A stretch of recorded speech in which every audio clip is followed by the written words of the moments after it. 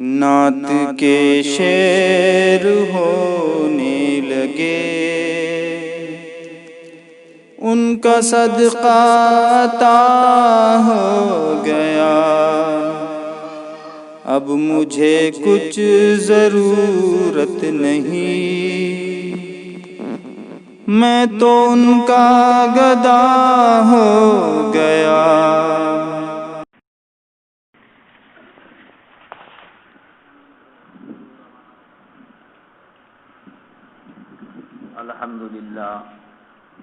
الحمد للہ نحمده ونستعینه ونستغفره ونؤمن به ونتوکل علیہ ونعوذ باللہ من شرور انفسنا ومن سیئات اعمالنا، من يهده الله فلا مضل له ومن يضلله فلا هادي له، ونشهد ان لا اله الا الله وحده لا شريك له، ونشهد أن سيدنا ونبينا ومولانا محمدا عبده ورسوله، أرسله الله تعالى بالحق بشيرا ونذيرا وداعيا إلى الله بإذنه وسراجا منيرا.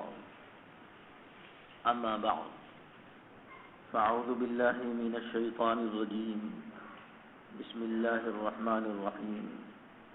الحمد لله الذي أنزل على عبده الكتاب ولم يجعل له عوجا قيما لينذر بأسا شديدا من لدنه ويبشر المؤمنين الذين يعملون الصالحات أن لهم أجرا حسنا ماكثين فيه أبدا. صدق الله العظيم. اللهم صل على سيدنا محمد وعلى آل سيدنا محمد بارك وسلم. اللهم صل على سيدنا محمد وعلى آل سيدنا محمد بارك وسلم. اللهم صل على سيدنا محمد وعلى آل سيدنا محمد بارك وسلم.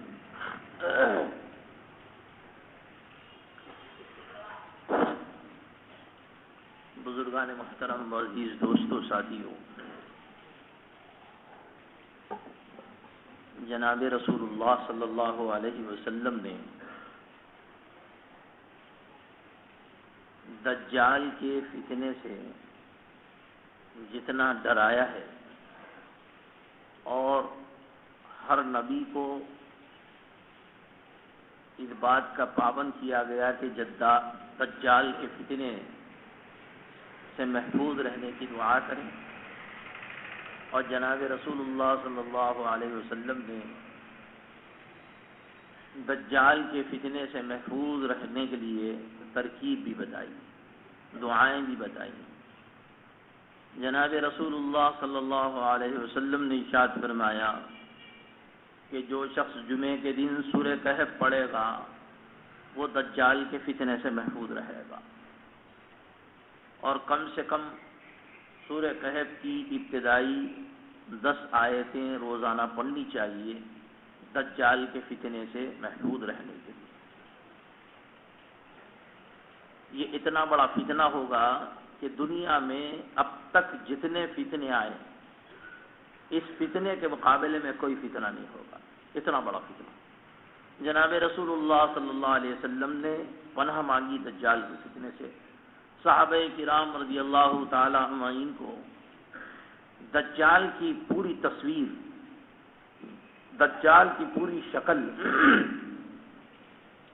اور دجالی فتنے کے پورے حد و خال جناب رسول اللہ صلی اللہ علیہ وسلم نے صحابہ کرام کے سامنے بیان فرمایا. کیوں بیان فرمایا؟ وہ اتنا بڑا فتنہ ہوگا کہ کچے ایمان والے کافر ہو جائیں گے. ایمان کوئی نہیں ٹھیک سکتا، یہ بات اتنا بڑا فتنہ ہوگا. اس وجہ سے اللہ جزائے خیر دے حضرت مولانا الیاس صاحب رحمۃ اللہ علیہ نور اللہ مرقدہ کو، انہوں نے ان فتنوں کو پہلے ہی بھانپ لیا. 1 صدی پہلے ہمارے اکابر نے ان فتنوں کو سمجھ لیا کہ جیسے جیسے قیامت قریب آئے گی دجالی فتنے زور پہ آئیں گے. وہی محفوظ رہے گا جو ایمان پہ محنت کرے گا اور جس کا ایمان محفوظ رہے گا، ورنہ ان فتنوں کے آگے کسی کا ایمان محفوظ رہنے والا نہیں ہے، اتنا خطرناک فتنہ ہے۔ جناب رسول اللہ صلی اللہ علیہ وسلم نے اتنی تفصیل بیان فرما دی کہ اس کی ایک آنکھ ابھری بھی ہوگی، اس کے پیشانی کے اوپر کافر لکھا ہوا ہوگا، کاف، جو ہر مسلمان، ہر آدمی پڑھ سکے گا، واضح بھی کر دیا۔ 2 فرشتے اس کے ساتھ ہوں گے۔ دجال جب فتنے کے ذریعے سے کسی کو ایمان سے ہٹانے کی کوشش کرے گا، یہ 2 فرشتے اس کے سامنے وضاحت کریں گے، یہ دجال ہے، بچ کے رہنا۔ اتنی اللہ پاک نے طاقت لگا دی ساتھ، اور اتنا بڑا فتنہ ہوگا کہ بادل کو اشارہ کرے گا تو پانی برسنا شروع ہو جائے گا۔ بتاؤ، یہ تو اللہ کا کام ہے نا، یہ تو اللہ کا کام ہے، اللہ کی قدرت ہے، لیکن اللہ پاک دجال کو وہ قدرتیں دے دیں گے ایمان کی آزمائش کے لیے۔ آخری زمانہ ہوگا، وہ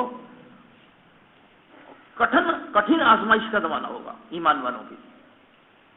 دجال آئے گا، یوں کرے گا، بادل آ جائے گا، برس جائے گا۔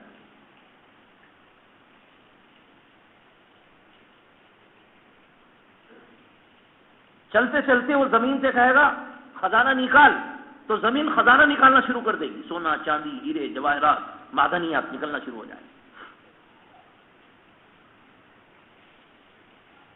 میں صاف باتیں حدیث پاک کی عرض کر رہا ہوں، اور آپ سمجھ جائیے کہ میں حالات حاضرہ پہ بات کر رہا ہوں۔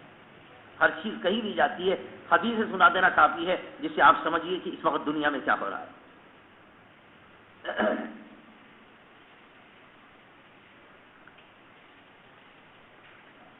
دجال کا پانی پہ کنٹرول ہوگا، دجال کا ہوا پہ کنٹرول ہوگا، دجال کو اتنی بڑی طاقت دی جائے گی کہ ایک مومن کو بلائے گا، قتل کر دے گا، پھر زندہ کر دے گا۔ یہ کس کا کام ہے؟ یہ تو اللہ کا کام ہے نا، طاقت دی جائے گی۔ ایک آدمی کو بلائے گا ادھر، اور وہ بھی کہاں بلائے گا معلوم؟ مدینہ منورہ کے بارڈر پہ، کیونکہ 2 جگہ نہیں جا سکے گا وہ، یا مکے میں مدینے میں داخل نہیں ہو سکے گا وہ۔ مدینے کے 7 دروازے ہیں،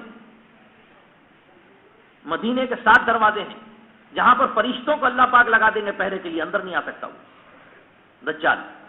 مکہ مکرمہ کی سرحد میں، حرم میں نہیں آ سکتا وہ دجال، باہر رہے گا۔ مدینہ منورہ میں 70,000 منافق باہر نکل کے آ جائیں گے دجال کے آنے کے بعد۔ 70,000 منافق جو مدینے میں رہیں گے وہ باہر نکل کے آ جائیں گے، دجالی فتنہ ان کے شکار ہو جائیں گے۔ دجال کیونکہ وہاں نہیں جا سکے گا تو وہ منافقین کو اللہ پاک مدینے سے باہر نکال دیں گے۔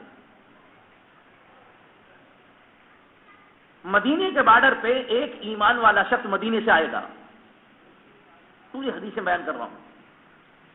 جناب رسول اللہ صلی اللہ علیہ وسلم نے ارشاد فرمایا کہ دجال سامنے ہوگا، اور دجال اس کو بلا کے قتل کر دے گا۔ قتل کرنے کے بعد پھر اس کو کہے گا اٹھ جا، تو وہ مومن بندہ اٹھ جائے گا۔ تو دجال کہے گا میں رب ہوں کہ نہیں؟ وہ کہے گا کہ تو رب نہیں ہے، تو رب نہیں ہے، پکا یقین ہے مجھے، اس لیے کہ میرے آقا نے فرمایا کہ دجال مدینے کے بارڈر پہ ایک مومن کو قتل کرے گا اور پھر زندہ کرے گا، میرے آقا کی بات غلط نہیں ہو سکتی۔ اتنا بڑا دجالی فتنہ ہوگا کہ کسی کا ایمان محفوظ رہنا مسئلہ ہو جائے گا۔ ہواؤں پہ کنٹرول، بادل پہ کنٹرول، زمین پہ کنٹرول، زمین کی گردش پہ کنٹرول، اندر کی چیزوں پہ کنٹرول، سیارات پہ کنٹرول۔ اتنا طاقت اللہ پاک اس کو ایسی طاقت دیں گے دنیا میں، کائے کے لیے؟ سب کی آزمائش کے لیے۔ اس وجہ سے کھول کھول کے اس کی نشانیاں بیان کر دی گئی۔ دنیا میں جو ہو رہا ہے نا، اس کے آنے کی تیاری ہے۔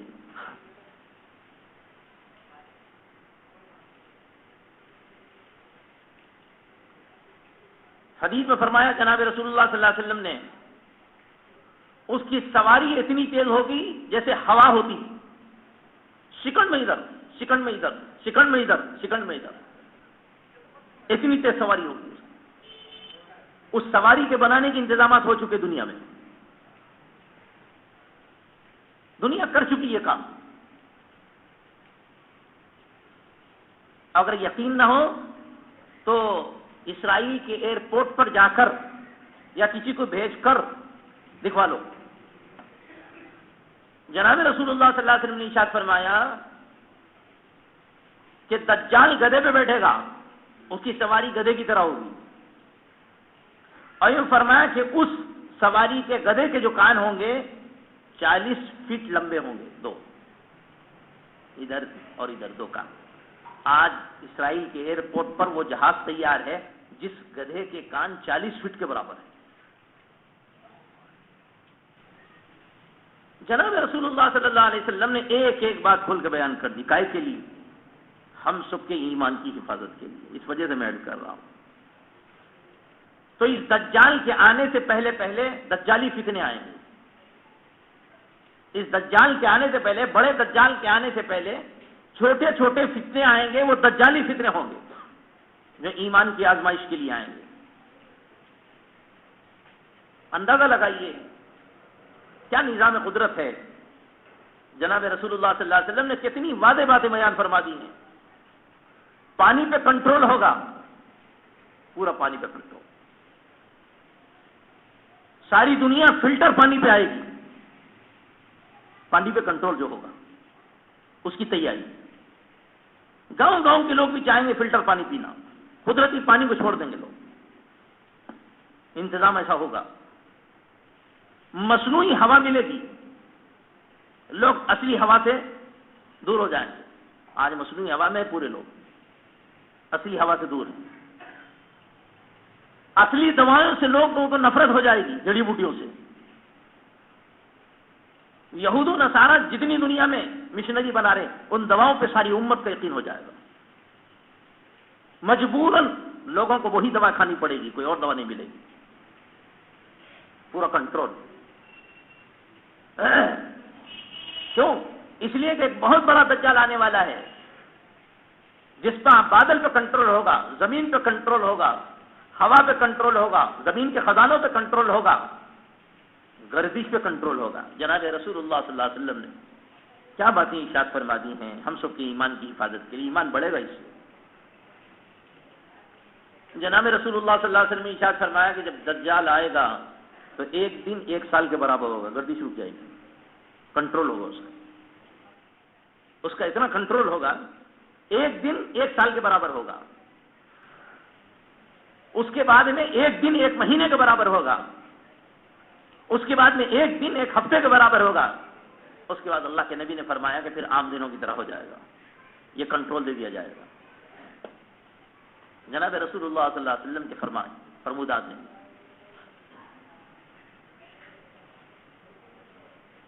دنیا میں جو کچھ ہو رہا ہے اس وقت، ہم سب کی ایمان کی آزمائش کے لیے وہ حالات آ رہے ہیں.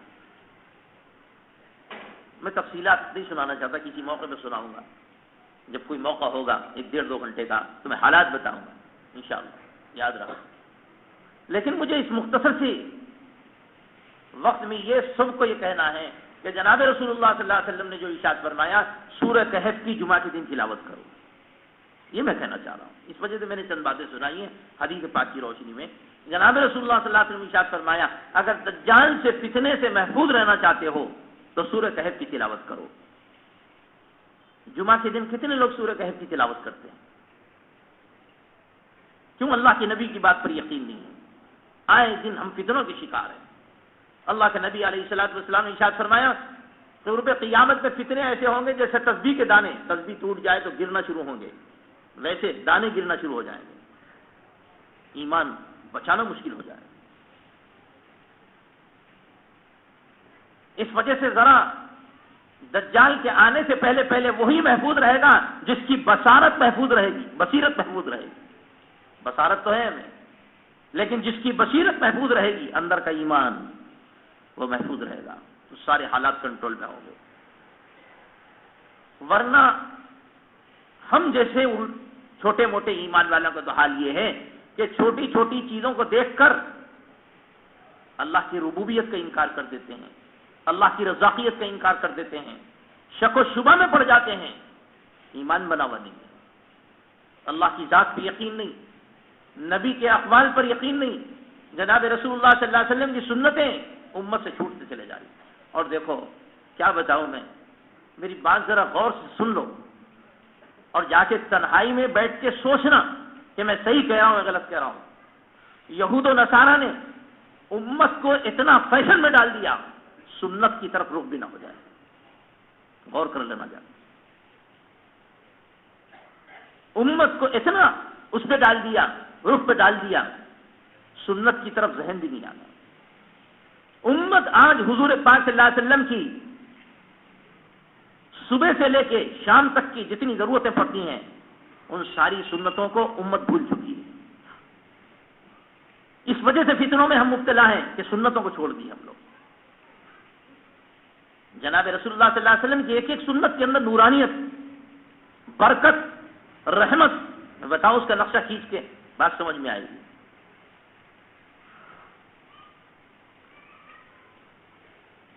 اللہ کے نبی علیہ الصلوۃ والسلام آرام فرما رہے ہیں، غالباً آپ کی پھوپھی ہیں یا کوئی ہیں، تشریف لائیں،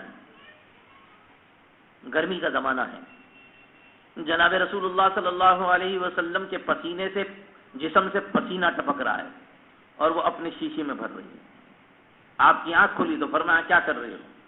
کہ نہیں اللہ کے رسول، آپ کے جسم کا پسینہ جس عطر میں ڈال دیا جاتا ہے وہ عرب میں سب سے زیادہ قیمتی عطر بن جاتا ہے۔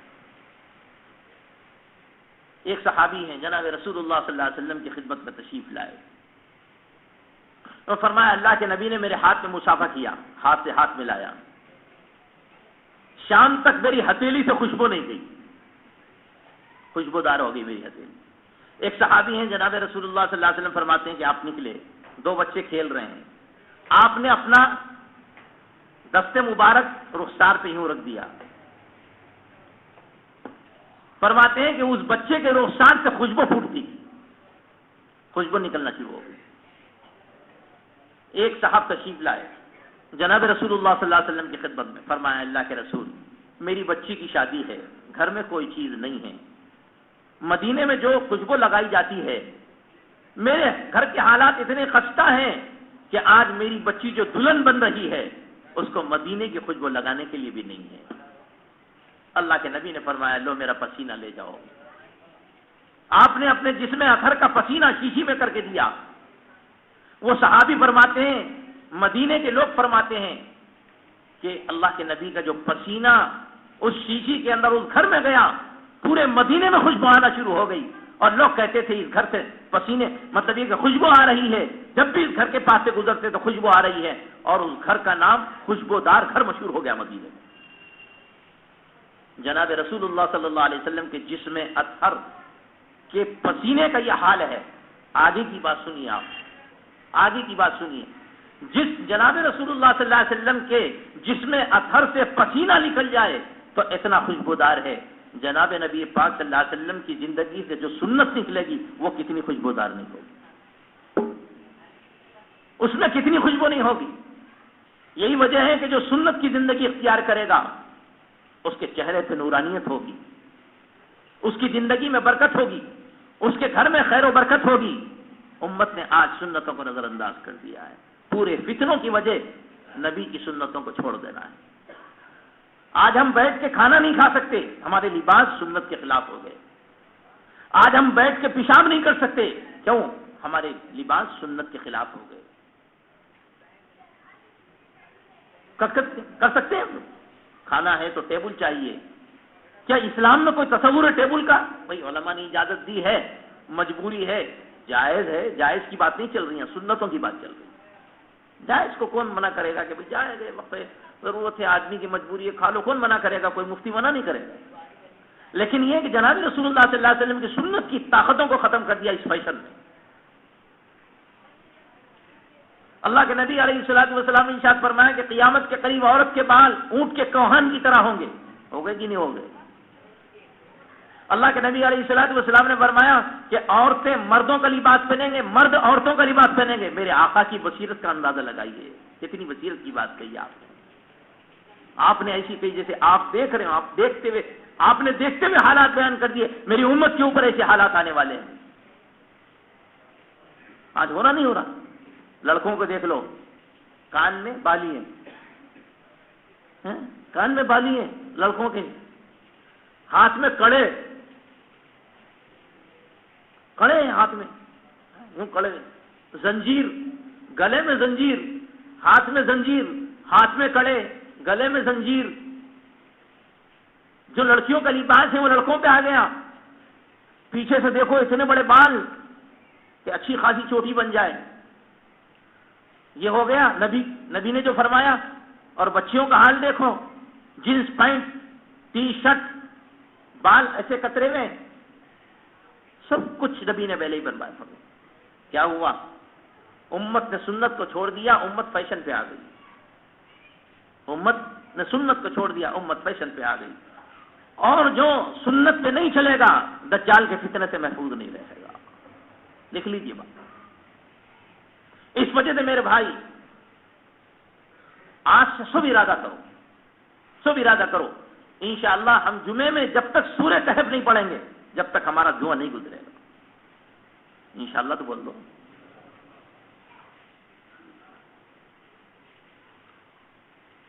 کیوں؟ حضور پاک صلی اللہ علیہ وسلم نے ارشاد فرما دیا ہے، یہ جو عالمی انقلابات آ رہے ہیں یہ چھوٹے چھوٹے دجالی فتنے ہیں۔ یہ جو عالمی انقلابات آ رہے ہیں چھوٹے چھوٹے دجالی فتنے ہیں۔ یہ زمین کا سرکنا،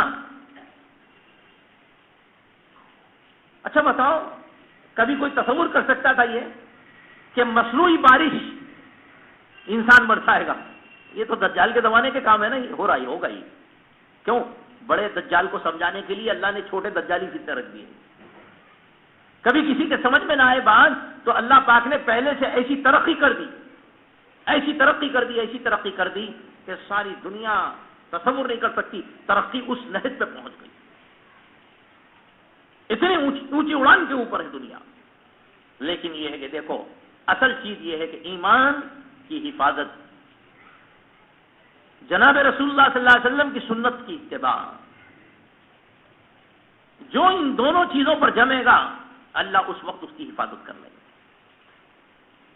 اللہ اس وقت اس کی حفاظت کر لے گا۔ اور ان دونوں پہ اگر جمنے کی ابھی اسے عادت نہیں ڈالیں گے تو اس وقت محفوظ رہنا اچھوں کا کام مشکل ہے۔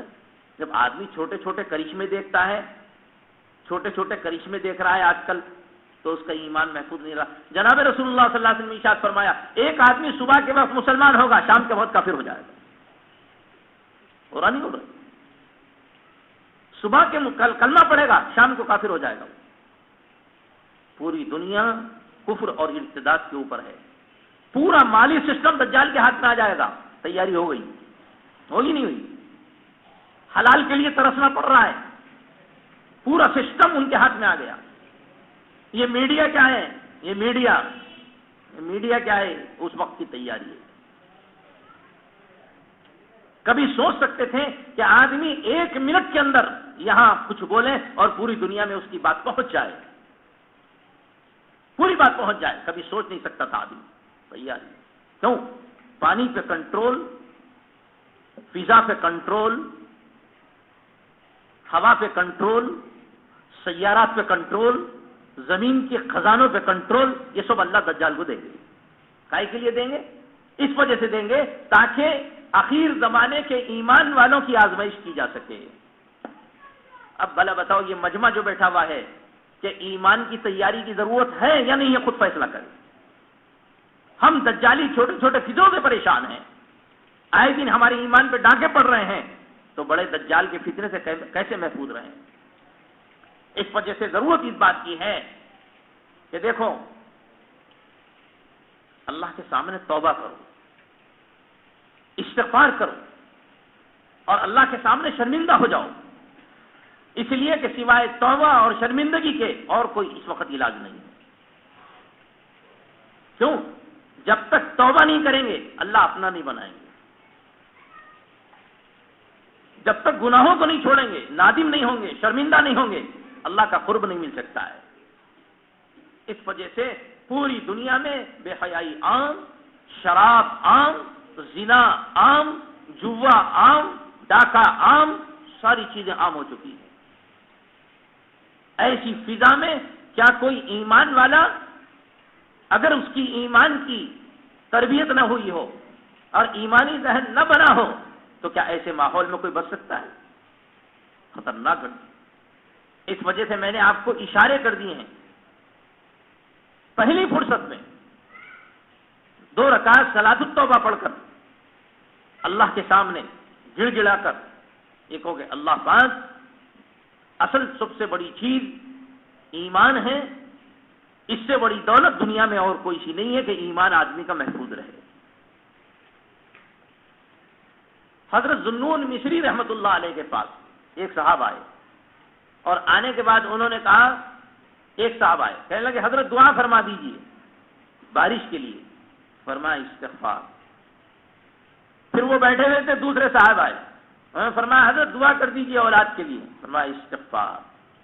پھر تیسرے صاحب آئے، انہوں نے فرمایا حضرت دعا فرما دیجئے پانی نہیں آ رہا نلوں کے اندر، نہروں کے اندر، دعا فرما دیجئے، فرمایا استغفار۔ پھر ایک صاحب اور آئے، انہوں نے فرمایا کہ حضرت باغات ہرے بھرے نہیں ہو رہے ہیں، فرمایا استغفار۔ آئے لوگ چلے گئے، ایک مرید بیٹھے ہوئے تھے ذوالنون مصری رحمۃ اللہ علیہ کے پاس، انہوں نے کہا کہ حضرت سب بیماریوں کا علاج آپ نے ایک ہی بتا دیا، یہ کیا قصہ ہے؟ آپ نے ہر بیماری کا علاج ایک ہی بتا دیا، استغفار۔ تو انہوں نے کہا میں نے نہیں بتایا، یہ تو اللہ نے بتایا، میں نے نہیں بتایا، اللہ نے بتایا۔ یرسل السماء علیکم مدرارا ویمددکم باموال وبنین ویجعل لکم جنات ویجعل لکم انہارا۔ قرآن نے سورہ نوح میں کہا کہ تم توبہ کرو، انستغفروا ربکم، تو اپنے رب کے سامنے توبہ کرو، استغفار کرو، اللہ پانی برسا دیں گے، مال اور اولاد دے دیں گے، نہروں کو جاری کر دیں گے، باغات دے دیں گے۔ یہ تو اللہ نے وعدہ کیا ہے۔ اس وجہ سے میں نے کہا کہ ہر چیز کا علاج استغفار ہے کہ اللہ کے سامنے آدمی۔ رابعہ بصریہ رحمت اللہ علیہ کا قول ہے، انہوں نے فرمایا ہمارا استغفار بھی اس قابل ہے کہ اس استغفار پر بھی استغفار کیا جائے۔ عجیب بات انہوں نے ارشاد فرمائی، ہمارا استغفار بھی اس قابل ہے کہ اس استغفار پہ بھی ہمارا استغفار کیا جائے، کیونکہ استغفار کی حقیقت سے بھی ہم ناواقف ہیں۔ استغفار اس کا نام تھوڑی ہے کہ آپ آدمی زبان سے پڑھ لیتے بیٹھے پڑھ لے، اس میں کوئی شک نہیں، ثواب ملے گا اس کو۔ استغفار کی حقیقت یہ نہیں، استغفار کی حقیقت یہ ہے کہ آدمی جو گناہ کر رہا ہے اندر سے شرمندہ ہو، اللہ سے کہے کہ یا اللہ اب آئندہ ایسا میں گناہ نہیں کروں گا، معاف فرما دیجیے۔ آج میں یہ ہمارے پاس جماعت آئی ہوئی ہے، بڑی قیمتی جماعت، کئی ملکوں کی جماعت ہے، اس میں ڈاکٹر بھی ہیں، بڑے بڑے لوگ ہیں۔ فجر بعد میں ان بزرگوں سے مطلب یہ کہ کچھ باتیں سن بھی رہا تھا، ان سے کہہ بھی رہا تھا، میں نے کہا آج نتائج اس وجہ سے نہیں نکل رہے ہیں کہ عبادت بھی ساتھ ہے، گناہ بھی ساتھ ہے۔ سوچ لو ذرا کیسے نتائج نکلے، عبادت بھی ساتھ ہے، گناہ بھی ساتھ ہے۔ ایک آدمی نماز بھی پڑھ رہا اور داڑھی کٹی بھی ہے، داڑھی کٹانا گناہ ہے، نماز پڑھنا ثواب ہے، عبادت کی بات ہے۔ اب گناہ بھی ساتھ ہے، عبادت بھی ساتھ، دونوں ساتھ ہوئے کہ نہیں ہوئے؟ ایک آدمی جھوٹ بھی بول رہا ہے مسجد کے اندر، پھر اس کے بعد نفل بھی پڑھ رہا ہے، گناہ بھی ساتھ ہے، نفل بھی ساتھ ہے، ساتھ ہو گئے دونوں۔ ایک آدمی سونے کی انگوٹھی پہن رہا ہے، حرام ہے مرد کے لیے، اللہ اکبر، ابھی نکاح ہونے والا ہے، نفل پڑھ رہے ہیں سب سے پہلے، اللہ اکبر، ہاتھ میں سونے کی انگوٹھی حرام ہے، نفل بھی پڑھ رہے ہیں، عبادت بھی ہو رہی، حرام بھی ہو رہا۔ اللہ پاک ایسی عبادت کو قبول کریں گے کیا؟ سوچنے کی بات ہے۔ جس عبادت میں گناہ شامل ہو وہ عبادت کیسے قابل قبول ہوگی اللہ کے پاس؟ کیوں؟ اس لیے کہ دنیا والے جب ہر چیز پیور ہونا، اصلی ہونا، اس کا مطالبہ کر رہے ہیں کہ صاحب دودھ اصلی کہاں ملتا، چاہے زیادہ پیسے چلے جائیں وہاں سے لے لیں گے۔ کپڑا کہاں اچھا ملتا، زیادہ پیسے چلے جائیں وہاں سے لے لیں گے۔ جوتا کہاں اچھا ملتا، زیادہ پیسے چلے جائیں وہاں سے لے لیں گے۔ آدمی ہر چیز آج اصلی چاہ رہا ہے، کیوں؟ دجال کے آنے سے پہلے پہلے ہر چیز مصنوعی ہو جائے گی نا، اس کی تیاری ہوگی دنیا میں، ہر چیز مصنوعی ہوگی، اصلی چیزیں نہیں ملیں گی آپ کو۔ آدمی ترس جائے گا، اصلی چیزیں اس وجہ سے نہیں ملے گی، آپ جتنی چیزیں کھا رہے ہیں وہ سب دواؤں کی چیزیں ہیں، قدرتی کوئی چیز نہیں۔ یار یہ اللہ تعالیٰ کا ایک نظام ہے، اس نظام قدرت کے تحت پوری دنیا میں ہل چلائی ہوئی ہے۔ یہ پنجاب کا جو، یہ جاپان کے جو حالات ہوئے ہیں، یہ بغیر اللہ کی مشیت کے ہو گئے کیا؟ سوچیے آپ، بغیر اللہ کی مشیت کے ہو گئے؟ ارے اب بھی اگر عبرت آدمی حاصل نہ کرے اور گناہوں کو نہ چھوڑے، گناہوں کو نہ چھوڑے، گانے نوجوان مستی کے ساتھ سن رہے ہیں، ایسے ایسے نوجوان پیارے پیارے حسین جمیل پڑھے لکھے ڈاکٹر انجینئر اعلیٰ ڈگریوں کے، ان کے پاس موبائل ہے اور وہ مست گانوں میں جھوم رہے ہیں۔ اللہ اکبر اللہ۔ اللہ کے نبی علیہ الصلوۃ والسلام نے ارشاد فرمایا، دیکھو کتنا بڑا گناہ ہے، زلزلے آئیں گے اس سے، سونامی آئے گی اس سے، زنا جب عام ہوگا، گانے جب عام ہوں گے، بے حیائی جب عام ہوگی، اللہ کی نافرمانی جب عام ہوگی تو سمندروں میں لہریں چلنا شروع ہو جائیں گی۔ کیوں؟ اللہ تعالیٰ کا جلال ایسا ہوگا کہ تھوڑا جلال اگر آ جائے گا درہم برہم ہو جائے گا کہ جہاز کا بھی پتہ نہیں، پانی کے جہاز کا بھی پتہ نہیں، کاریں تو ایسی جیسے کاڑی کی ڈبی، کاڑی کی ڈبی ایک جگہ رکھ دو اور پانی بہا دو تو پوری کاڑی کی ڈبیاں نظر آتی ہیں نا، ایسی جہاں مطلب یہ کہ جب آئے گا سونامی تو ایسی کاریں نظر آئیں گی کہ جو بے حقیقت چیزیں ہیں۔ اللہ کے نبی علیہ الصلوۃ والسلام نے ارشاد فرمایا کہ ایک زمانہ ایسا آئے گا کہ لوگ رات میں سوئیں گے لیکن صبح کو ان کی صورتیں بندر کی طرح بن جائیں گی، خنزیر کی طرح بن جائیں گی، بدل جائیں گی۔ صحابہ نے عرض کیا اللہ کے رسول صلی اللہ علیہ وسلم یہ جو صورتیں بدل جائیں گی تو کن کی ہوگی؟ فرمایا کہ وہ ایمان والے ہوں گے، فرمایا وہ ایمان والے ہوں گے۔ صحابہ کرام کو بڑا تعجب ہوا اور فرمایا اللہ کے رسول ایسا کون سا گناہ ہوگا جس کی وجہ سے اس کی صورت بدل جائے گی، اتنی حسین صورت بدل جائے گی؟ اللہ کے نبی علیہ الصلوۃ والسلام نے ارشاد فرمایا وہ ہے گانا بجانا۔ کتنا عام ہو گیا بھائی، سوچنے کی بات ہے، مسجدوں میں بھی گانا سننا پڑ رہا آپ سب کو، ہر موبائل کے اندر کون سا ٹون ہے، عجیب و غریب معاملہ ہے بھائی۔ موبائل کے اندر اطلاع کے لیے ہوتی ہے، ٹن ٹن بجاؤ، اس میں کوئی اور چیز رکھ لو بھائی، آواز آ جائے، اس کا نام موبائل ہے۔ لوگ موبائل میں قرآن رکھ دے رہے، قرآن کی آیت رکھ دے رہے ہیں، کوئی نعت رکھ دے رہا، کوئی کچھ رکھ دے رہا، کوئی کچھ رکھ دے رہا، کوئی کچھ رکھ دے رہا، یہ سب توہین ہے، یہ سب توہین ہے۔ یہ موبائل اس کے لیے تھوڑی ہے کہ صاحب آپ اطلاع کے لیے قرآن کی آیت ہے، قرآن پڑھنے کے لیے، قرآن سننے کے لیے، قرآن تلاوت کے لیے، یا قرآن مطلب ہے کہ گھنٹیوں میں بجانے کے لیے؟ قرآن اس کے لیے نہیں آیا ہے، امت نے قرآن کی توہین کر دی ہے۔ بتاؤ جب ایسے ایسے بڑے بڑے گناہ ہوں گے، اللہ کو اگر جلال آ گیا تو پھر کیا جاپان پتہ نہیں کیا کیا ہوگا۔ آج پوری دنیا اقوام متحدہ اور پوری دنیا سوچنے میں مجبور ہے کہ ایک جھٹکا لگا تو پوری جاپان کی حالت خراب، پورے جاپان ہل کے رہ گیا، نہیں پوری دنیا ہل کے رہ گئی، سارے لوگ پریشان ہیں۔ قیامت کا زلزلہ ایسے ہی آئے گا، پتہ بھی نہیں چلے گا جی۔ اس وجہ سے اگر مسلمان جو مقتدا ہے مسلمانوں کی پکڑ ہوگی، ہم نے مطلب یہ کہ وہ امانت جو جناب رسول اللہ صلی اللہ علیہ وسلم نے ایمان کی امانت دی تھی اور سنت کی امانت دی تھی، ہم نے خود اس کے اوپر عمل نہیں کیا اور ہم نے دنیا کے انسانوں تک اس امانت کو پہنچایا نہیں، اس امانت کو پہنچایا نہیں۔ دونوں اعتبار سے مجرم ہیں، ظالم ہیں، خود بھی عمل کرنے کے لیے تیار نہیں ہے اور انسانوں تک وہ سبھی کو اس امانت کو پہنچانے کے لیے تیار نہیں ہے۔ ظاہر بات ہے کہ جب دنیا کے اندر ایسے حالات پیدا ہوں گے تو سب سے پہلے مسلمان متاثر ہوگا۔ پھر دعا کریے اللہ پاک قرآن پاک اور حدیث پاک کی ان کو روشنی میں حالات کو سمجھ کر توبہ کرنے کی توفیق نصیب فرمائے، ایمان پر سنتوں پر آنے کی توفیق نصیب فرما دے۔